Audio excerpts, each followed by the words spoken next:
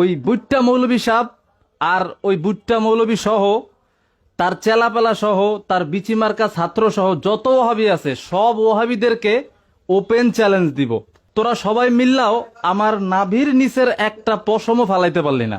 তো মাসুক সাহেব সে অবৈধ সন্তান যদি না হতো, ভদ্র সন্তান বৈধ সন্তান যদি হতো, তো একজন শীর্ষস্থানীয় একজন আলেম যার হাজার হাজার ছাত্র রয়েছে, বিজ্ঞ ছাত্র যারা, এবং জাতীয় মসজিদের সম্মানিত খতিব, তাকে বাইট্টা বুইট্টা এরপরে ফকিন্নির বাচ্চা নোংরা আজে বাজে কথা বলতে পারতো না।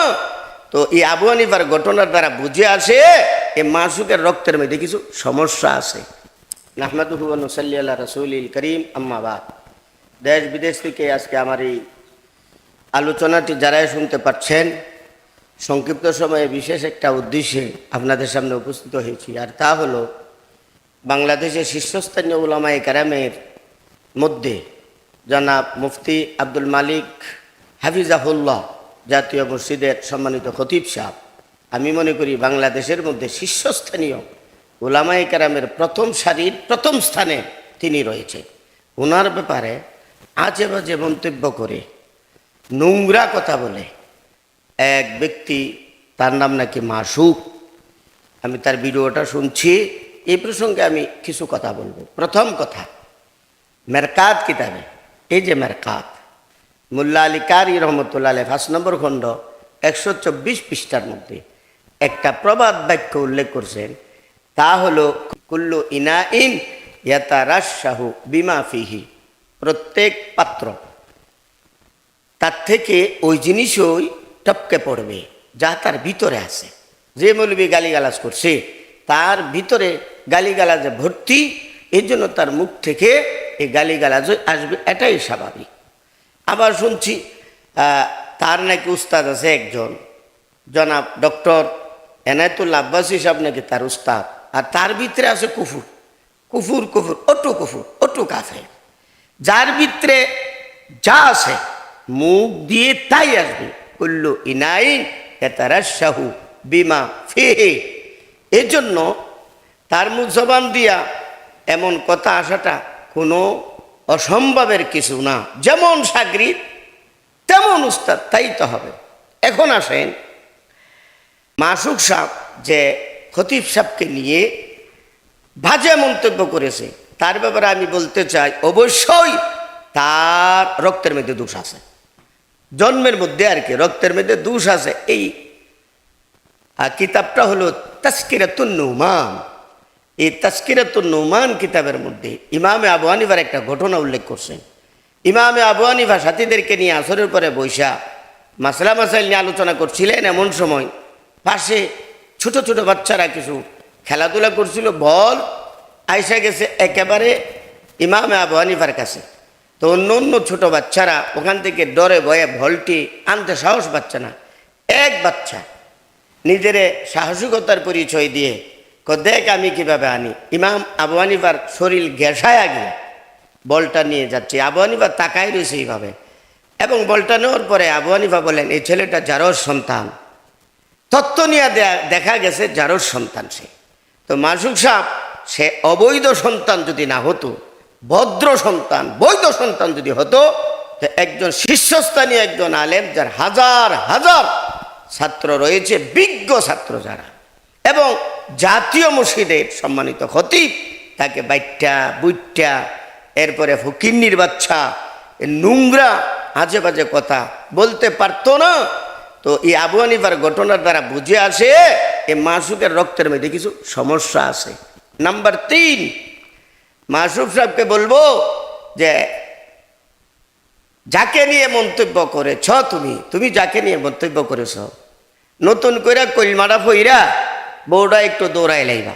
কারণ বারিকায়ে মোহাম্মদিয়া কিতাবের মধ্যে, আর এটা হলো আহসানুল ফতোয়া খণ্ড 1 39 পৃষ্ঠা।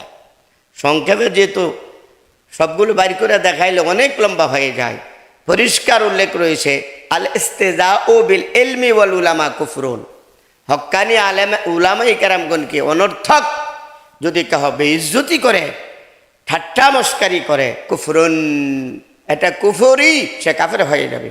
মান আযাল্লাল উলামা ইয়ানফি মিনাল বালাদি বাদা তাজদীদিল ঈমান। কেউ যদি উলামায়ে কেরামগণকে অসম্মানিত করে, উলামায়ে কেরামগণকে খামাখা বেইজ্জতি করে, তাকে শহর থেকে কি করতে হবে? বিতাড়িত করে দিতে হবে।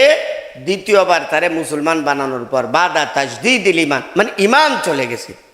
আগে বলতেছে ইহানাতু উলামাইদ্দিন কুফরুন, উলামায়ে কেরামগণকে কি করা? অপমানিত করা, এটা কুফরি।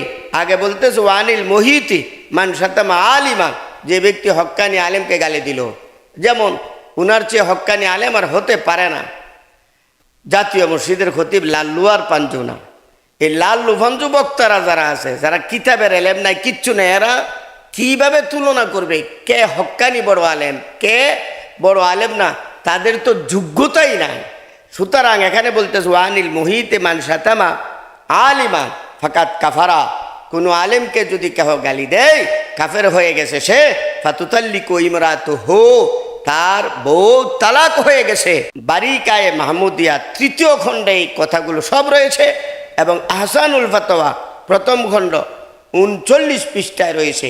এতে বোঝা গেছে জাতীয় মসজিদের সম্মানিত খতিব সাহেবকে নিয়ে যে আজে বাজে গালমন্দ করেছে, যে করছে সে হয়ে গেছে বেঈমান, তার বউ হয়ে গেছে তালাক, ফতোয়ার দৃষ্টিতে। শেষ কথা আমি বলতে চাই, এক বক্তা বলছে যে ঈদে মিলাদুন্নবী, আসল বিষয়টা তো ঈদ। ঈদ কিন্তু যারা এখন পালন করতেছে এরা নিজেরাই বলছে 50তম 54তম ঈদে মিলাদুন্নবী। এদের কথার দ্বারাই বোঝা যায় 54 বছর আগে নবীর পর থেকে নিয়ে 1350 বছর পর্যন্ত এই ঈদের কোনো অস্তিত্ব ছিল না। যাই হোক, আমি এই ঈদে মিলাদুন্নবী, একটা লোক একটা এড করে দেয়, মিলাদুন্নবীকে কেহই অস্বীকার করে না। মিলাদুন্নবী তো ঈমান। মিলাদুন্নবী নবীর জন্ম, নবীর জন্মের বৃত্তান্ত নিয়ে, সময় নিয়ে, রসুল সাল্লাল্লাহু আলাইহি ওয়াসাল্লামের জন্মের আলোচনা করা দুনিয়ার বুকে কেউ অস্বীকার করে না। কিন্তু এই বাটফারারা কি করে? মিলাদুন্নবীর সাথে নিয়ে ঈদ মিলায় না, ঈদ দিয়া সেরা দলিল দেয় মিলাদুন্নবীর। মিলাদুন্নবী তো কেউ অস্বীকার করে না। সিরাতের এমন কোনো কিতাব নাই যেই কিতাবের মধ্যে মিলাদুন্নবীর আলোচনা করা না হয়েছে। এখন বেদাত কাকে বলে? বেদাতের সংজ্ঞাটা শুনেন, এই তফসিরে ইবনে কাসির, তফসিরে ইবনে কাসির খণ্ড 7 পৃষ্ঠা 279। সংক্ষেপে আমি বলতেছি, বেদাত কাকে বলে? সমস্ত দুনিয়ার আহলে সুন্নাত ওয়াল জামাতে সর্বৈক্য মতে বলেন, আম্মা আহলু সুন্নাতি ওয়াল জামাতে ফায়াকুলুনা ফি কুল্লি ফাইলিন ওয়া কাউলিন লাম ইয়াসবুতানি সাহাবাতি রিদওয়ানুল্লাহি তাআলা আলাইহিম আজমাইন হুয়া বিদাতুন লিআন্নাহু লাউ কানা খাইরান লাসাবাকুনা ইলাইহি লিআন্নাহুম লাম ইয়াতরুকু খাসলাতাম মিন খিসালিল খাইরি ইল্লা ওয়াকাদ বাদারু ইলাইহা। তাফসীর ইবনে কাসির। অর্থ কি? যে সকল কথা এবং যে সকল কাজ দ্বীনই মনে করে, দ্বীনের অন্তর্ভুক্ত মনে করে, সওয়াব মনে করে কেহ যদি বলে, কেহ যদি করে, অথচ এটা লাম ইয়াসবুতানি সাহাবাতি রিদওয়ানুল্লাহি তাআলা আলাইহিম আজমাইন, অথচ এই কাজটা, এই কথাটা সাহাবায়ে কেরামগণ থেকে প্রমাণিত নয়, ফাওয়া বিদাতুন, এটাই বেদাত। কেন? লিআন্নাহু লাউ কানা খায়রা, যদি কাজটা ভালো হতো, লাসাবাকুনা ইলাইহি, আমার তোমার আগে সাহাবায়ে কেরামগণ করে নিতেন। কেন? লিআন্নাহুম লাম ইয়াতরুকু খাসলাতাম মিন খিসালিল খাইরি ইল্লা ওয়াকাদ বাদারু ইলাইহা, কারণ বিন্দু পরিমাণ সওয়াবের কাজ দেখলে সাহাবায়ে কেরামগণ প্রতিযোগিতায় লেগে যেতেন, কার আগে কে করবে। এটা হলো বেদাত। এখন আমি আপনাদেরকে বলতে চাই, রসুলের যুগে এবং সাহাবায়ে কেরামের যুগে, তবে তাবিনদের যুগে প্রমাণ করো কোনো একটা হাদিস দিয়া, দলিল দিয়া, যে ঈদে মিলাদুন্নবী তারা পালন করছে, ঈদ পালন করেছে। সাহাবায়ে কেরামের যুগে পাবা না, কারণ তোমরা নিজেরাই বলতো যে 50তম 54তম। সুতরাং এই তাফসীরে ইবনে কাসিরের 7 নম্বর খণ্ড 279 পৃষ্ঠায় বেদাতের যে সংজ্ঞা করা হয়েছে, সমস্ত আহলে সুন্নাত ওয়াল জামাতের পক্ষ থেকে এই হিসাবে বর্তমানে ঈদে মিলাদুন্নবী পালন করা এটা নিকৃষ্টতম বেদাত। বেদাতকে বেদাত বলতো না, কি বলবো, এটা তো বেদাত। তো যেহেতু সাহাবাই কেরামগণ থেকে কোনো একজন সাহাবি করেছেন, প্রমাণ দেখাও। এই জন্য আমি বলতে চাই যে আজে বাজে মন্তব্য যে করছে তার নামটা নিতে আমার লজ্জা লাগে।